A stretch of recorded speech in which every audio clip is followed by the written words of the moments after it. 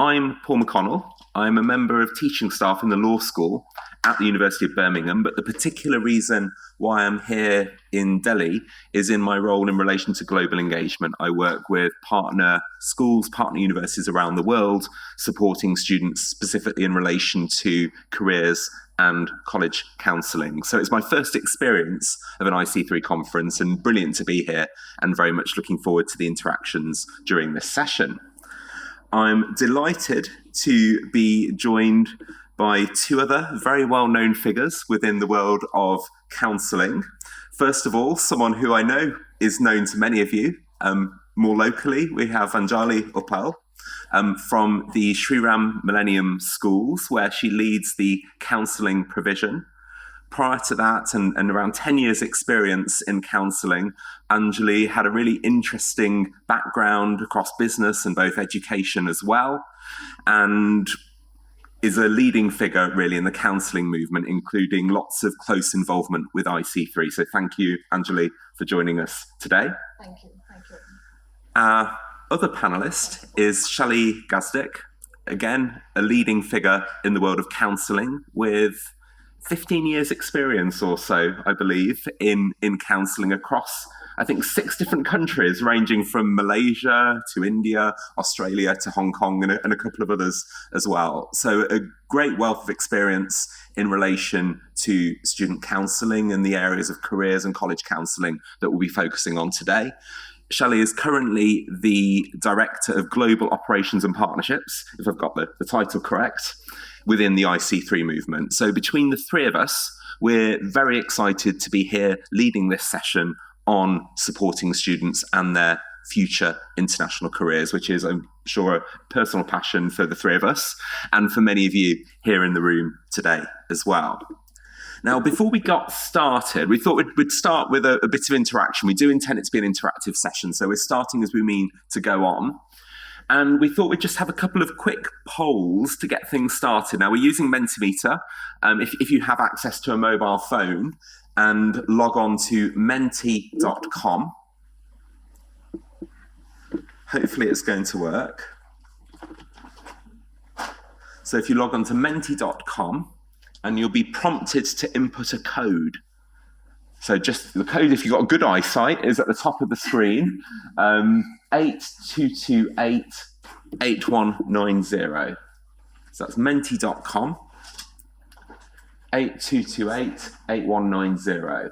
And obviously we know there's lots of other places that students might look to work, but obviously these are some of the most common choices we hear spoken about a lot. So just keen to get your take on where you're currently advising students on. And you can select multiple choices. I can't answer this. I don't have students. You can answer. I'll just give you another moment to share your thoughts. Got the USA catching up now. Australia taking off. Okay. Well, as someone from the UK, that's very nice to see from a UK institution, but I'm sure we're not surprised by that. We can see, obviously, UK, USA, very popular choices with some of the other common destinations for students for both university study and for future careers selected as well. Thank you for your input on that. We'll move on to another brief quiz for you. The question should show up now. Just gauging how you feel about this. How confident do you personally feel when advising students around global careers?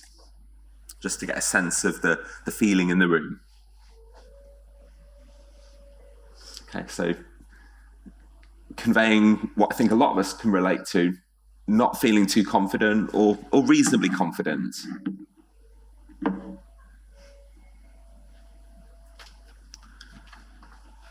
So interesting to see. It's the not very confidence that would be in the majority. And I think that would be the same really with any audience working in this particular space that we operate in. It is a complex area, isn't it, that's changing all the time. So hopefully the discussions that we'll go on to have will help to develop a bit more confidence and thinking around some of the latest trends and practices in this area. So thank you for participating in our quizzes to begin with. And obviously the interaction we'll be moving into will be a bit more discussion-based with you.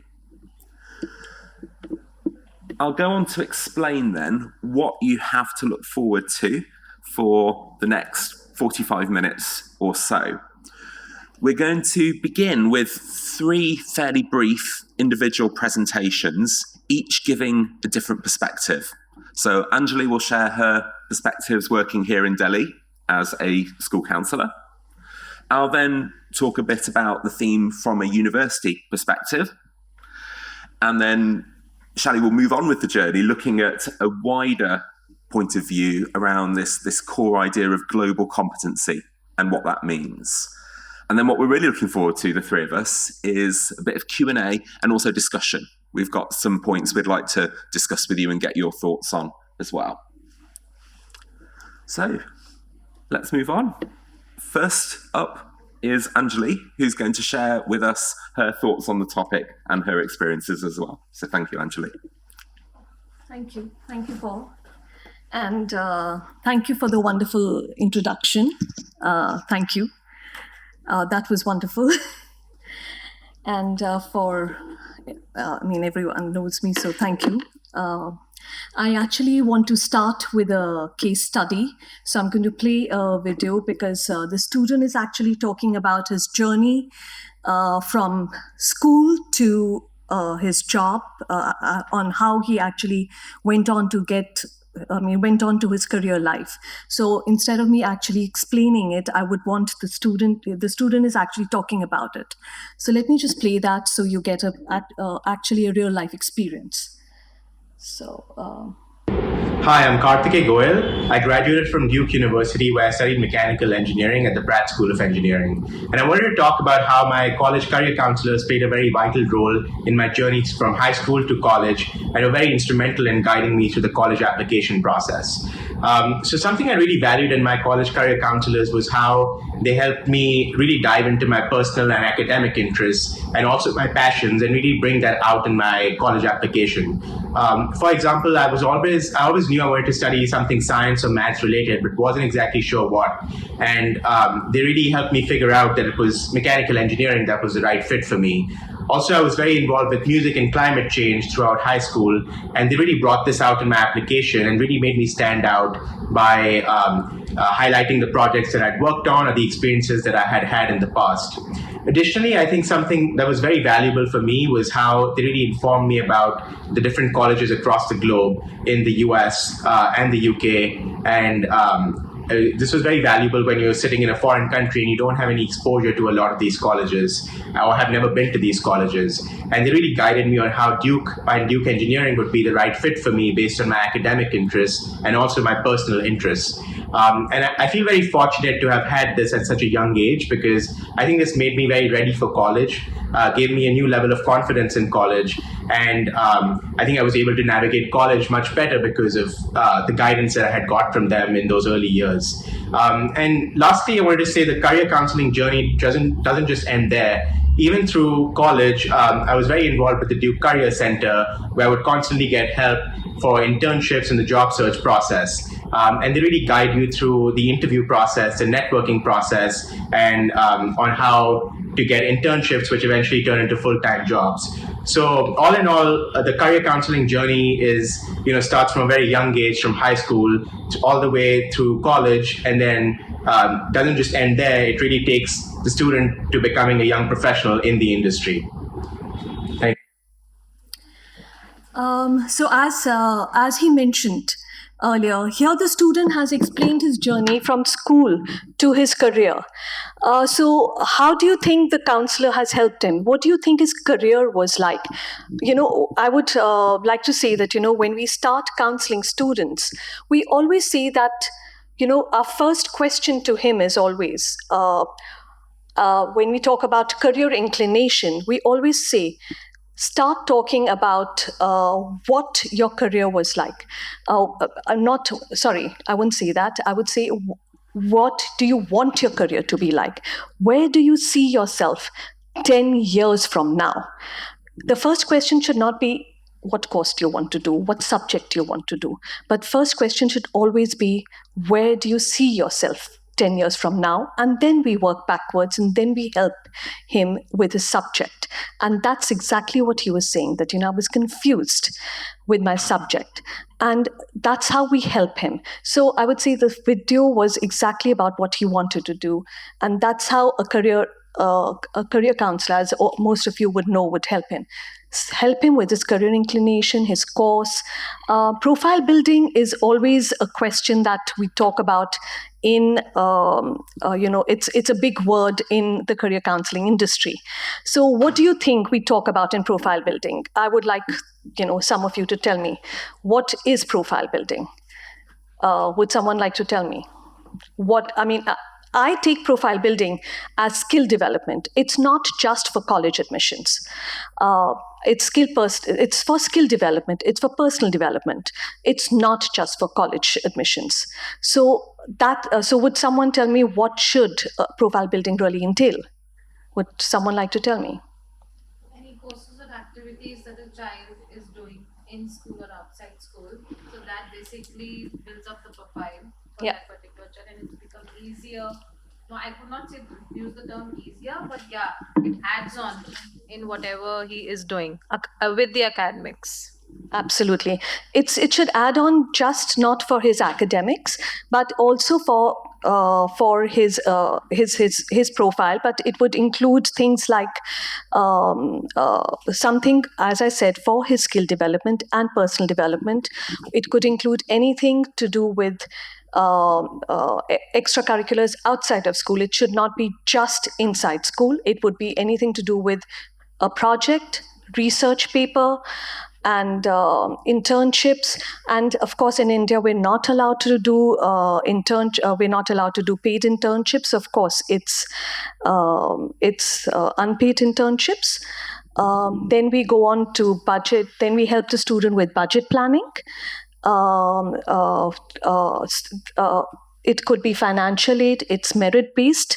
We do help with, we do assist along with, of course, college professionals in terms of merit-based. To do merit-based scholarships, it has to be prior to college deadlines. It's not regular deadlines. Destination identification is also crucial. College shortlisting and application requirements. Of course, most of you are professionals. A lot of you do have this knowledge. If you do have any questions, before I go on to the next slide, do you have any questions on this? Yes, Malika. Community service. Yes, that goes into profile building, yes. But when I say community service, I always see it shouldn't be just about a profile building. It's something that we need to inculcate into our system, because it also, since our students mostly belong to private schools, it should be a part of them to know what they are, to give back to society is very important, because they belong to a privileged society. So it should be a part of our curriculum. I remember as a part, since I belong to a convent-educated school, it was a part of a curriculum. I would say moral science and doing social community service was a part of our curriculum, which isn't a part of our CBSE. It's just that, okay, we have to complete 40 hours, but we used to do more than that as a part of convent schools. So I feel if we can bring that back into our curriculums, it would be much better than doing just for 40 hours. We used to do it after school as well. So if we can do that, that would be great. I think also prepare them mentally to be able to overcome any challenges, or if any. Yes. To be able to prepare them mentally is also part of profile. Absolutely, I agree with you. Hi. I'm sorry. The other part, now when we move on, we also talk about when we're talking about the global labor market, there are destination trends based on career choices. And as a school counselor, I emphasize the critical role of technology in today's global job market for students. In today's global job market, there's proficiency in technology is not just an advantage, but it's a necessity. I'm sorry, I lost my thought for a minute. So when we talk about encouraging students and parents to tech as it's not just it's as a foundation for various career paths, whether it's healthcare, it's finance or agriculture. Technology is integrated into every sector. And when we talk about examples like US companies, or we talk in the US, we talk about companies like Google, Microsoft, they all seek savvy talent and they all look at graduates. When we talk about companies like them, they might be owned by they might be college dropouts, but they all look at postgraduates. So we have to advise our children that they have to go through the rigor of the college system. And technology integration is very, very important. And leveraging new technologies is very, very important. By embracing technology early, our students can position themselves for success in wide range for global success. Green jobs and sustainability, again, drives global demand. And when we have to guide students, sustainability is also no longer a trend. It's driving force in the global market, and we have to guide students towards the green industries. When we talk about Sweden and examples like Germany and Sweden, they are leading in the global tech industry. And by pursuing education and careers in the field, our students can tap into the international opportunity that both are fulfilling, and they're also helping them with, I would say, it's also forward thinking. Now, can someone tell me what is gig economy? It's basically working when you get the job and putting yourself in the market, and based on your profile, people select you if they want it, when they want it. And you also get to choose who you're working with. Okay. Working more than one place at a time. So basically, it's not a full-time career that you It's a pursue. full-time job. Sorry? It's not a? It's not a full-time kind of career that you have only single thing to do. If you have Yeah, it's not a permanent job. Yes. Can YouTuber be Sorry? classified as a gig economy? YouTuber? Yes, absolutely. It is. So a labor market characterized by the prevalence of a short-term contract is what a gig economy is. And that's what we're talking about here. It offers flexibility and it offers global reach, and a Gen Z is not looking at a permanent solution. They're looking to make money fast. They want to reach to the top fast. They are so my motto to always, when I'm trying to talk to them, I'm always telling them that like Zig Ziglar says, that there is no elevator to success. You have to climb the stairs, but they want to always take the elevator. So when they're doing that, that's where gig economy really comes in. That they want to they want to take the elevator, and they want to become, when you say things, when they're in school, they can, the example will be platforms like Upwork, Fiverr, and these are things that thrive in US, Canada, and India. And they are really looking up to, even in school students can also go on to, even 99, they can take up jobs even while they're in school and make money. So that's where freelancing is a growing viable option. That's where this comes in. So that is what is, again, a growing trend with the Gen Z generation. So when we talk about lifelong learning and reskilling, the pace of change in the global job market means that learning shouldn't stop at graduation. I encourage students to adopt a mindset of lifelong learning where reskilling is a part of their career and strategy. Parents to play a crucial role in supporting ongoing education. And when a very strong example is Singapore, where the country prioritizes lifelong learning, and it's backed up by government programs.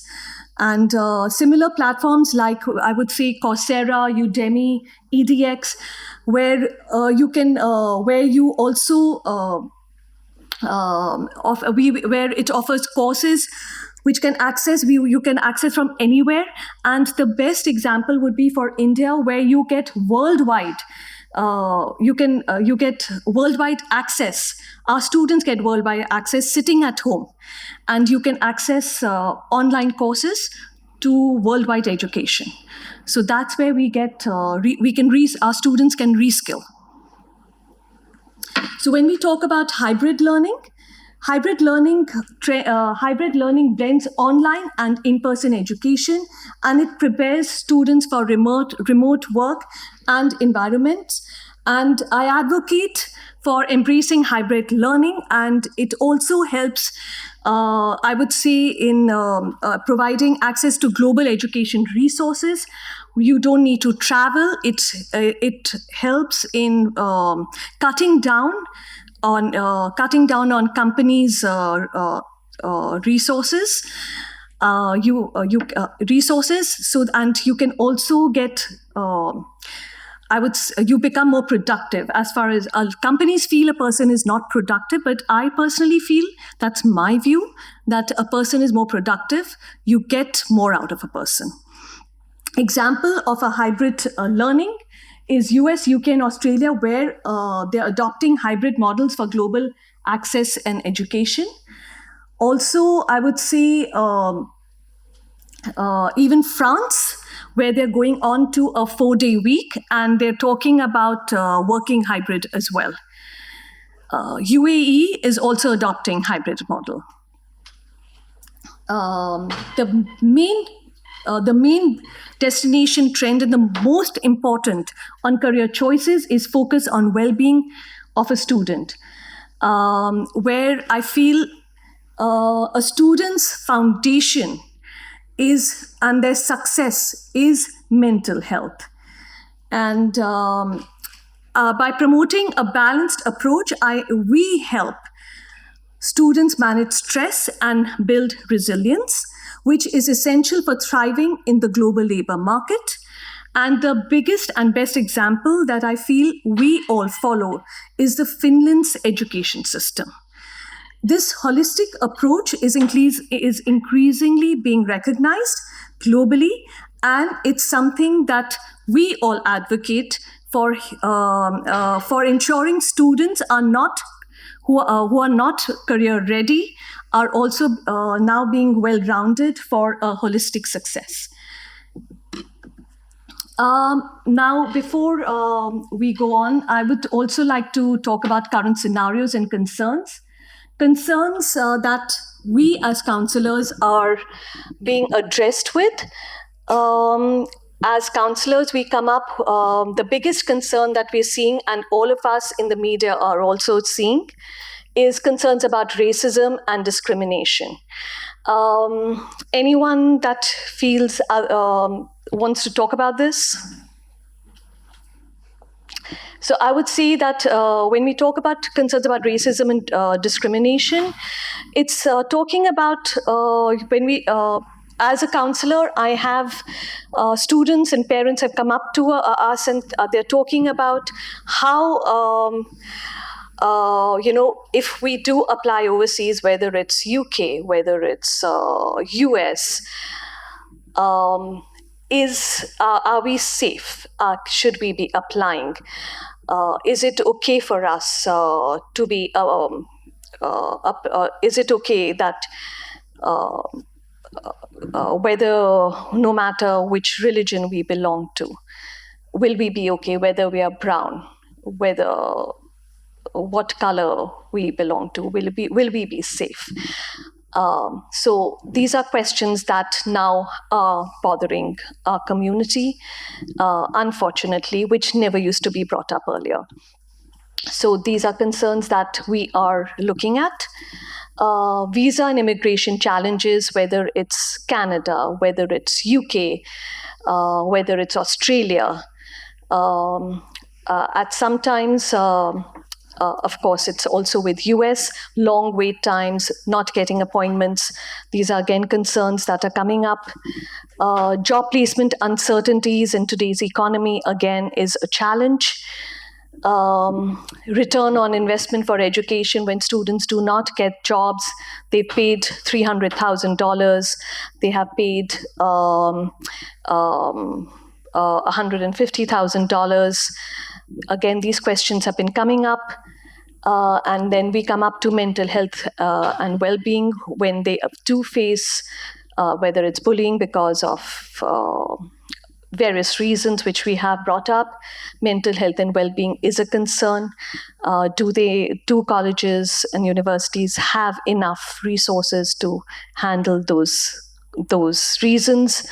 With this, I'm going to hand off to Paul and ask him to address certain certain scenarios, since he's a university representative, and ask him to answer some of these questions as well. Thank you.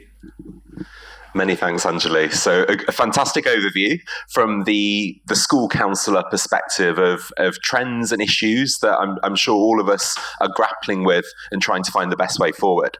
So my role in this session is to look at the next stage of the journey.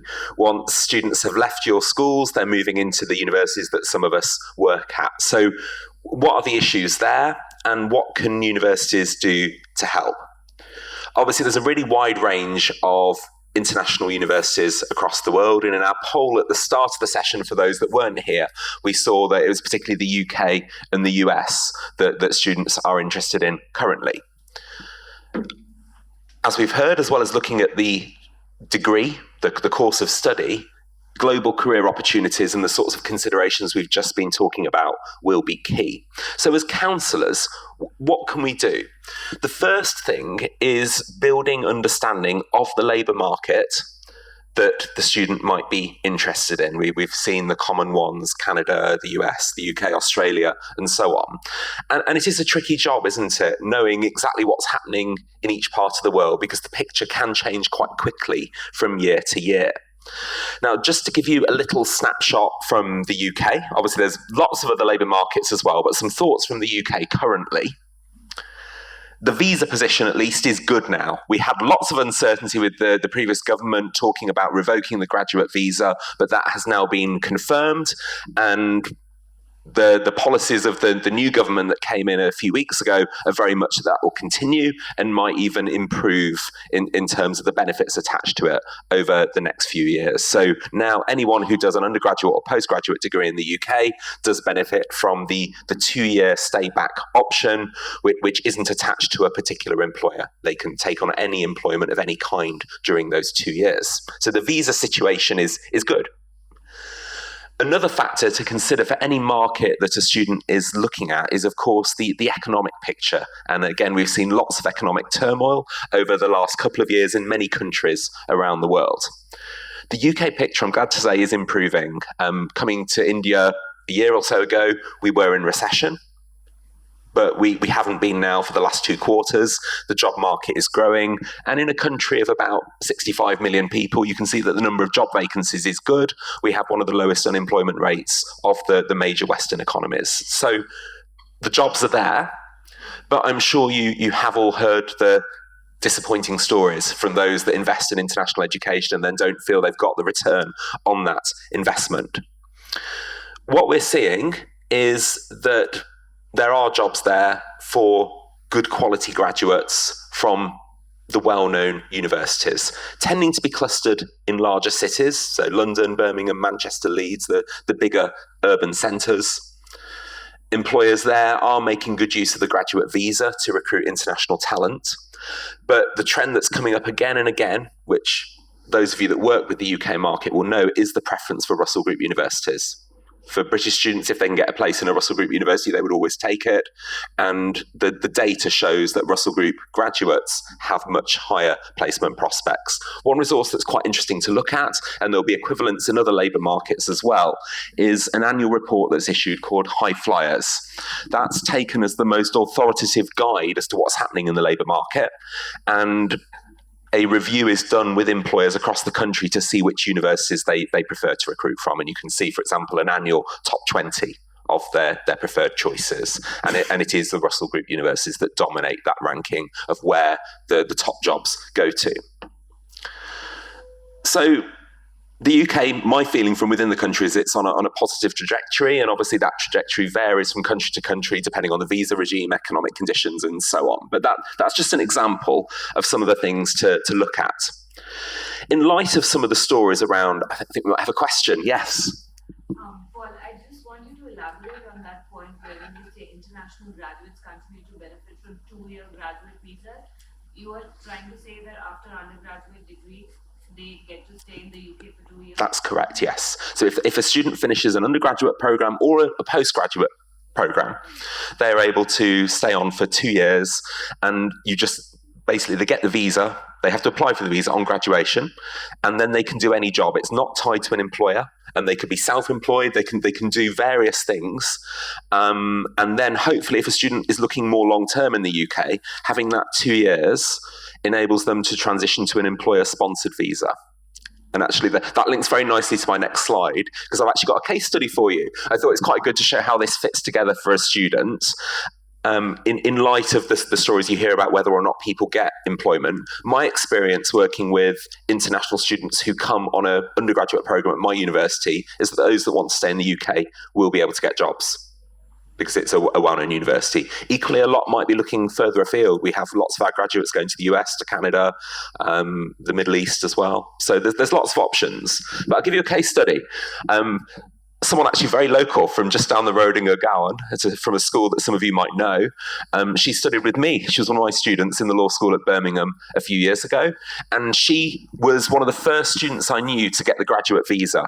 When it first came in, she was graduating, she didn't have a job, so she got a graduate visa, which enabled her to take on an entry-level law role. She impressed them, and very quickly she moved into an employer-sponsored visa. That was within a few months, and she's actually just qualified. It was last week that she qualified, in fact, as a lawyer in the UK, and has the full sponsored visa now to continue working with her law firm, which is one of the top international law firms. It's one of the top 10 law firms in the world.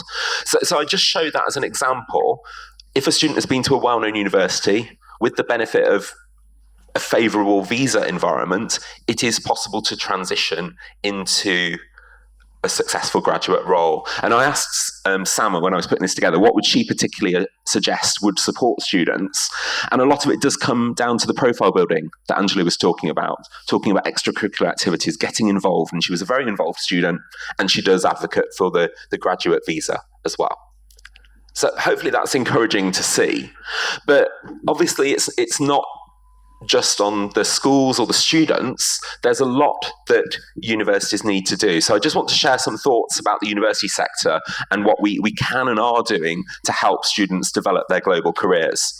First of all, we've seen a change in the last couple of decades towards supporting students globally. Now, for example, if I have a student from India coming to study with me in the UK, we know that they might look to work in India, they might look to work in the UK, but equally they might be going off to the US or to Canada or the UAE next. So we have to be able to support a student's global ambitions. In terms of how we do that at my university, we have an international employability program.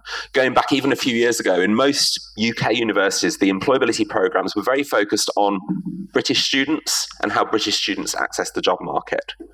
We've transitioned to more of a model where there is the advice for British students, but there's also advice for international students about how to work in the UK or how to work in third countries. If they want to go to Canada, for example, how do they achieve that with a UK degree and their previous international background?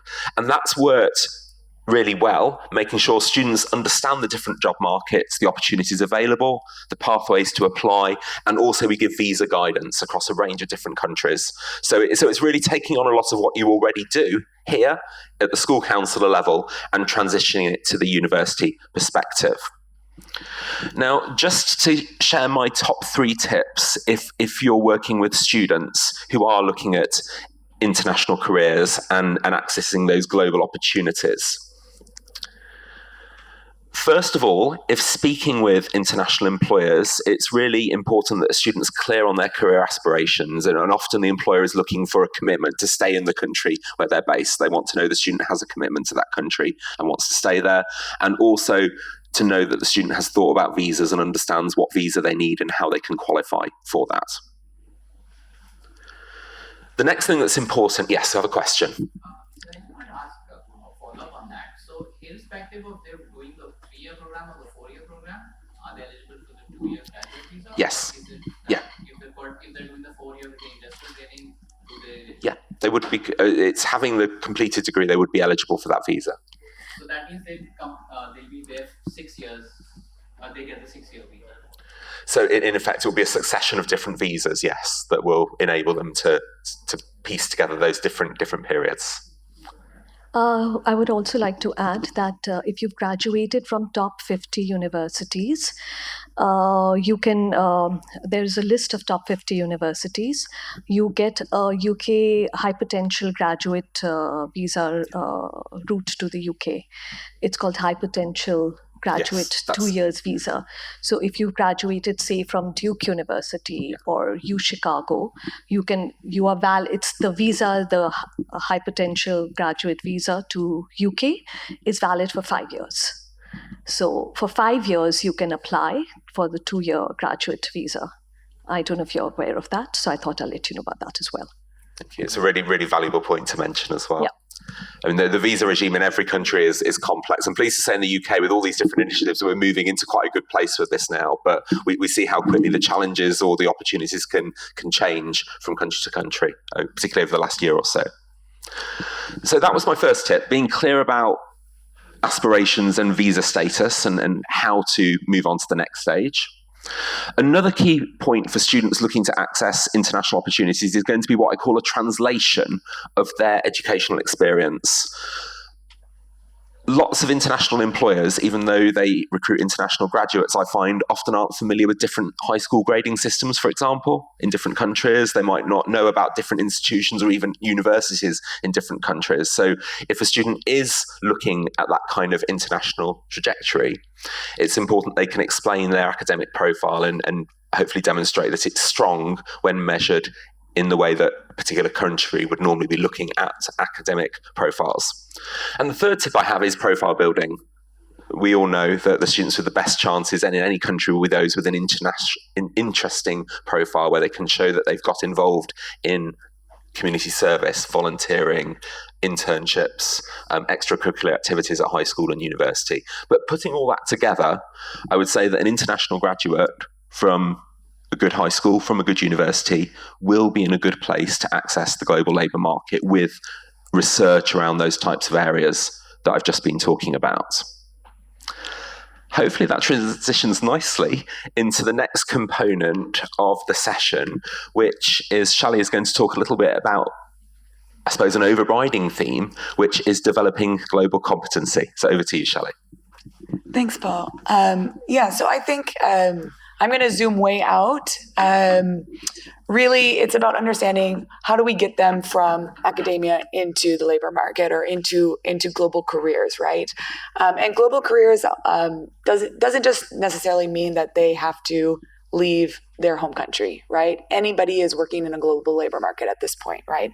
We're so interconnected that it's not just about preparing them for, the physical visas and the logistics. It's also how do we mentally prepare students for this.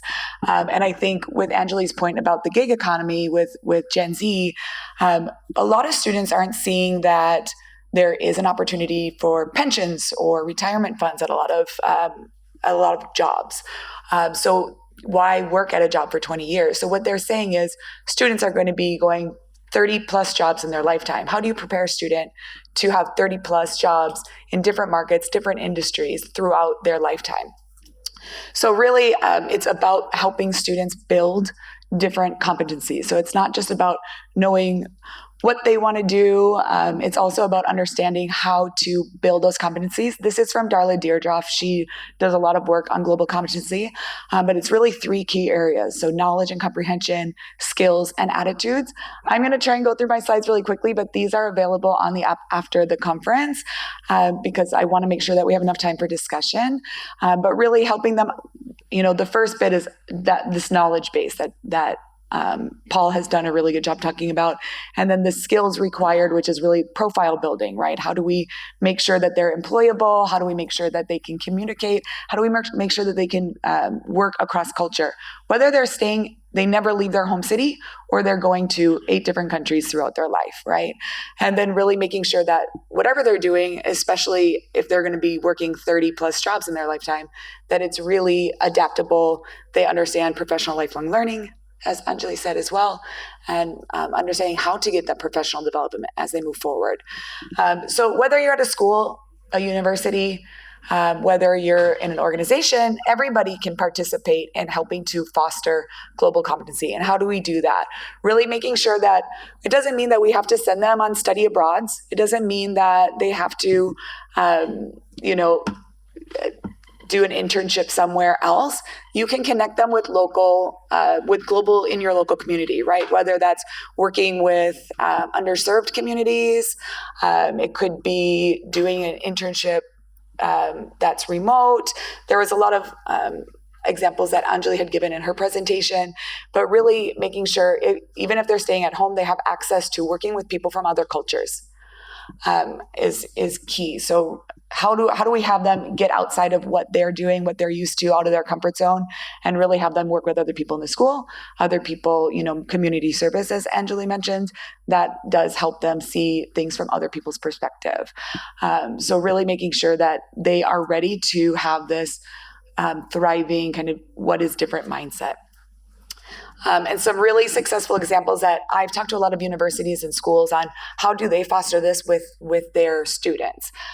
So focus on 20th century skills. We've talked about this a lot already, but making sure that they have problem solving skills, that making sure that they are adaptable, making sure that they can communicate with people from across cultures and understand cultural differences and barriers, working on real life problems. So a lot of you already are doing this in your schools. So, working on problem solving, maybe you teach a math course where they have to create a financial budget for an entrepreneurship or something like this, right? Real world problems in schools to really give them that. How is this going to look when I'm actually working? For the US, Paul talked a lot about the UK labor market. I'm obviously American. So for the US, you have different, visa options, whether they can work, whether they have the CPT, the OPT, can they work, do they have to finish work while they're in school? Can they stay and finish afterwards? There's different programs that they can do, internships abroad, co-op programs, etc. And then just career building programs. You can work with international offices, etc. And then I promise we'll get to my last slide and then we'll open up for questions. But whether or not you are directly working with students. So some of us might not have the power opportunity to set pedagogies within our school. We might not be able to set the curriculum or have control over what other teachers or professors are doing. But we can all do something to help support students as they move forward. And that's really empowering students to understand that they can participate in these activities, giving them ideas on what they can do, and really helping to understand and recognize the contributions that they're making. Youth are so flexible, right? They have so many good ideas. Really giving them the opportunity and enabling them with opportunities is one of the best things that we can do as individuals. Increase cultural exchanges, or even if you know somebody in your community that, whether it's at your school or institution or not, providing them with opportunities, be a mentor, and really show students what they can do locally, right? You don't have to spend $1 million to go somewhere and learn experiences. You can have them, I can't emphasize this enough, do a lot in the local community in order to have that kind of mindset and those experiences. So in the interest of time, I think we have 9 minutes left for discussion, so apologies, everyone. I am going to hand it to Paul to open that up. And thank you, Shelley, for that fantastic discussion of global competences. So now we're moving to the bit of the session I think we all really look forward to, which is the interactive bit. We had a bit of interaction as we moved through, but we're keen to hear from you. And I suppose the first thing we'd like to talk about is just what you're doing. We've given some ideas around how we support students for the global labour market, but is there anyone who's doing anything in particular that's working well that feels it would be beneficial to share that with the audience? Any initiatives you'd like to mention? We might have something here. So what we are doing, I'm from the Shivnada school. What we are doing is, because we've got multiple campuses, so we're making the students connect all over the world. So our students are presently in 15 different countries.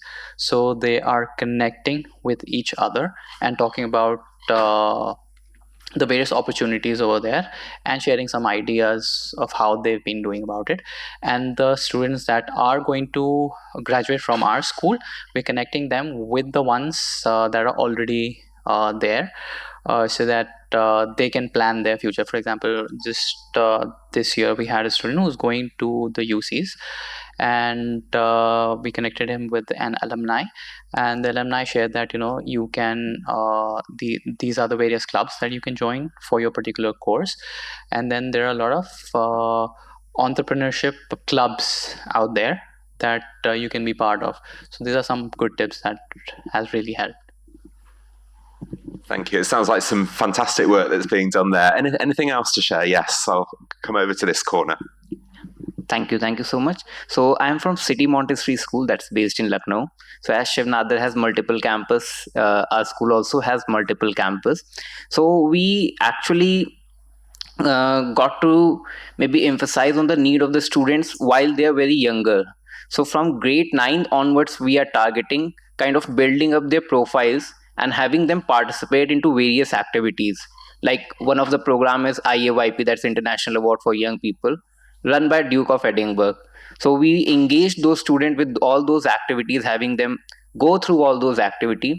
And once they are coming older to grade 10 or 11, because we have a huge staff in-house itself, we kind of engage them in their summer breaks or winter breaks with the internship program at our head office only. So they are there with us working at the head office and experiencing the atmosphere of the office maybe for 1 month or 1.5 months, which help them grow their profile and have the view of the atmosphere of the outside world as well.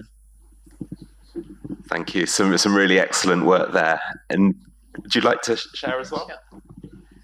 Hi, good morning, everyone. I'm Manisha Trivedi, and I'm head of middle school in Learners International in Greater Noida.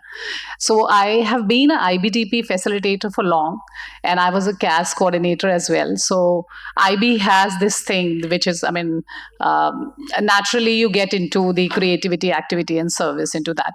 So when I joined this school, so what I did, I introduced the community service from the middle school itself. So from 6 onwards, they're working with a government school nearby. And they raised some funds for them to make some sheds there. And they're also helping them with IT classes and all. So what I believe that when you go to a college, the profile should be in a manner that it should not be developed during the 11th and 12th of your school years. It should be from the middle school itself, and it should be very natural. And there's a lot of reflection which is needed, so I make them reflect a lot, and I think that is the evidence which will help them in the university later on. Yeah. Thank you. So some brilliant work on reflection there. Yeah. Yeah, good morning, everyone. I'm from Sancta Maria International School, Hyderabad. I'm both a teacher as well as a career counselor. I teach economics to A-level students also. So I have this dual role to play. So I know this is going to be my very niche kind of counseling that I'm doing. Since I teach economics, I always tell students when it comes to the bilateral ties between two countries. We have the site of Ministry of External Affairs. I try to browse through the site and get to know what is happening presently and how is it affecting the labor market. Anyway, while teaching also in the class, I touch upon those aspects because we have international economic issues as one of the units. So I think that gives us some insight about, because these political stability, they are all, it's all very dynamic. So we have to be very careful about, talking about how many opportunities are there post their undergraduation in the countries. So it's just one very typical example or my, understanding I wanted to share with you all. Thank you so much. Thank you so much for sharing it. It sounds like you have some very lucky students in those economics classes. Now, having just seen the 5-minute sign being raised at the back of the room, if we can just put the question out to you, do any of you have questions for us as panelists or comments you'd like to make? Yes, over here. Thank you. Thank you. I would like to understand the meaning of globally focused programs. I think the last speaker talked to the issue of globally focused programs. Globally focused? Yes. Sure. So it depends that can mean a lot of things, but it depends on if you're a university or a school. And I'm sure lots of you in here have programs that are globally focused, but it's really creating that mindset, making sure that within every classroom, you are working on projects that are, there's a lot of different ways. So like in a school classroom, you can work on projects that are focused on how do you solve real world problems, but a global problem. So instead of maybe just looking at an entrepreneurship, you might want to say, how, if you were working with people in different parts of the world, how would you communicate with them? Or making sure that there are global representation in your classroom, if you have that opportunity, you can have connections with outside. A lot of the job of a counselor is actually to create connections within the school and with partnerships with outside of the school, right? So making sure that you have connections with organizations that can come in and talk about their work as well. If there is some kind of exchange that maybe a student can come in and do a work-alike with them for a couple days and see what it's like to be in that office that is a globally focused program. There's a lot that universities do as well on this, and that could be exchange programs, obviously, but there's other opportunities that you might be able to supply at a university level to make sure that students are basically getting exposure to other cultures and to other opportunities. I'm happy to send you like very specific examples on this, if that's helpful, like what I've seen at other schools. But I know there's 3 minutes left, but I don't know if you have anything to add about like anything that Birmingham is doing specifically. Just very briefly, thank you. At my own university, about a third of the students are international students, so it's a global study environment already, but we do approach all of our programs from a global point of view. For instance, I teach in the law school, and we're no longer teaching law very much from the English law for those who want to work as lawyers in England point of view. We've got much more of a global perspective. The modules students study look at law from a very international point of view. We have modules specifically focused on international law. We have international internships all around the world as well, and connections with employers across the globe. So it really has been a transition, particularly in the last 10 years, from that very UK-focused model to a model that's more globally embracing to give students the opportunities and the ways to access those opportunities that they need. So thank you, a really great question. I think we may have time for a couple more, yes? Yeah, there was a mention of this global market, the labor market in one of the slides. I think this is one of the most volatile spaces right now. When there is a demand, you start working towards it, there is too much of a supply. And we have seen this before, especially with the intervention of AI coming in. The job role is going to be redefined, not taken away maybe. How do we prepare ourselves for a more effective supply into the global labor market? It's a great question. I don't know if any of us would like to say a little on that. Sure. Are you at a school or a university? Just curious. Are you at a school or a university? No, I am a school teacher. And so, I mean, I think you're completely right with the introduction of AI. It's just like a smartphone, right? When smartphones were introduced, everyone had a different idea of where that was going to go, and no one was right? So the introduction of AI, I don't think is going to get rid of any job. It's going to open a whole new area of opportunity, just like you see with almost every technology that comes in. And preparing students for that is almost impossible to predict. I think, understanding where we're going to be. I mean, when you are in high school now, no one knows even what careers are going to be available by the time they graduate university.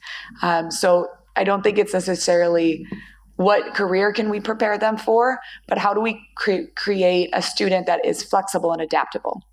And I really think that's what we're looking at. And, making sure that they understand that school doesn't stop at graduation from university, that they are going to be continually having to learn. Because, I mean, when I went to school anyway, it was a lot slower than it is now, right? The pace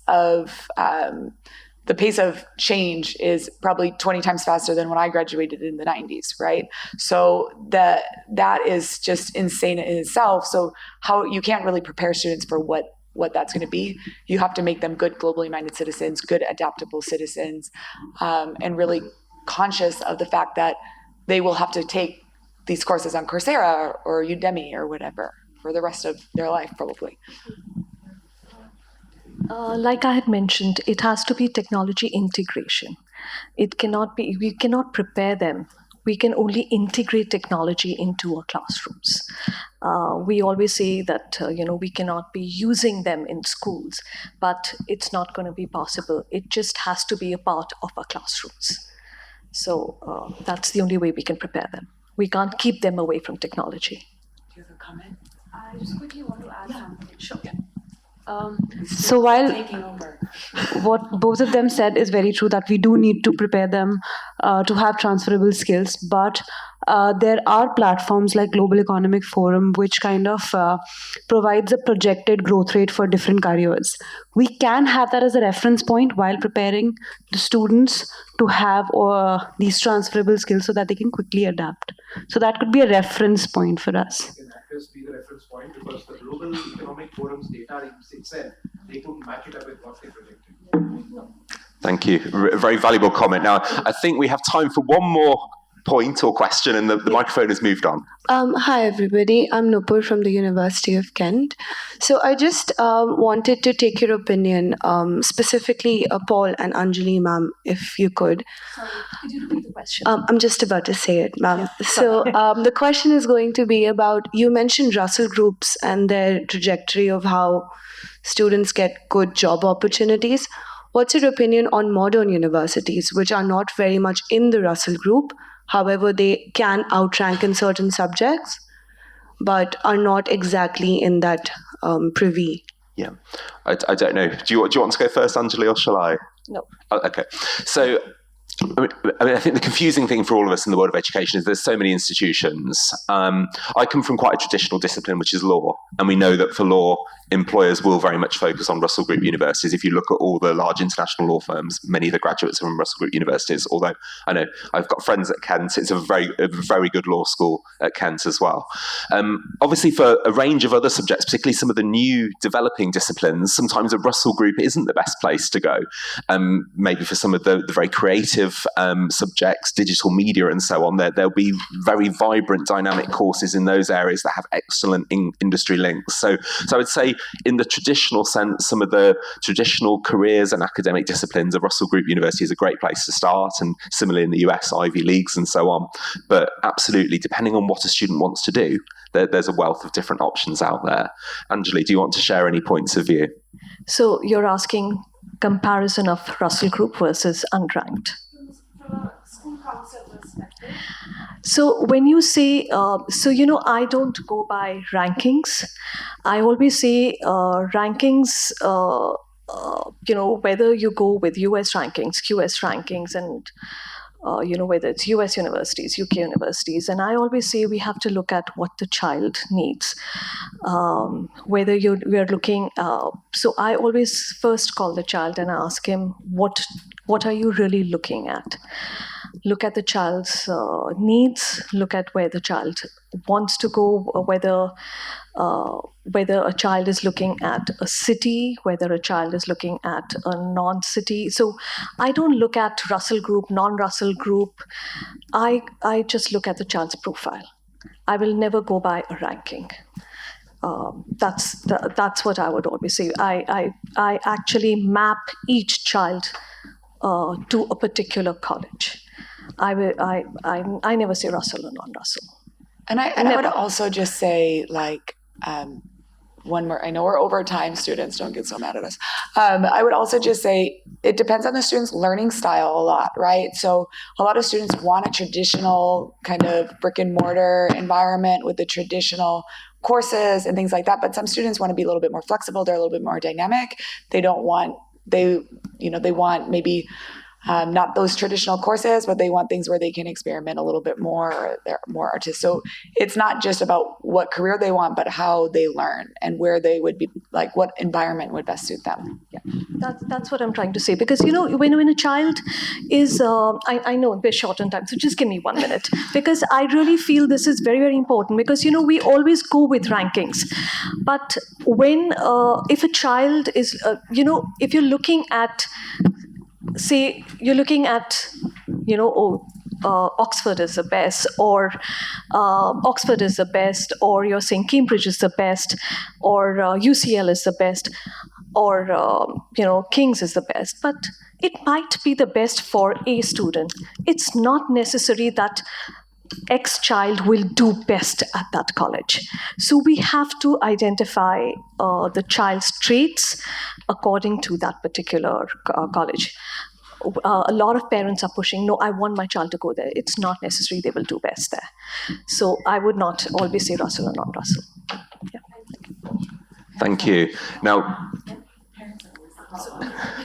being conscious of the time, I think we do need to draw things to a close. So I'd like to finish just with a couple of thank yous. First of all, thank you to all of you as an audience for getting up early, trekking through the rain to come and see us at the early 8:30 session in the morning. It's been great to see you all. And thank you for the contributions. It's been wonderful to have such an interactive audience.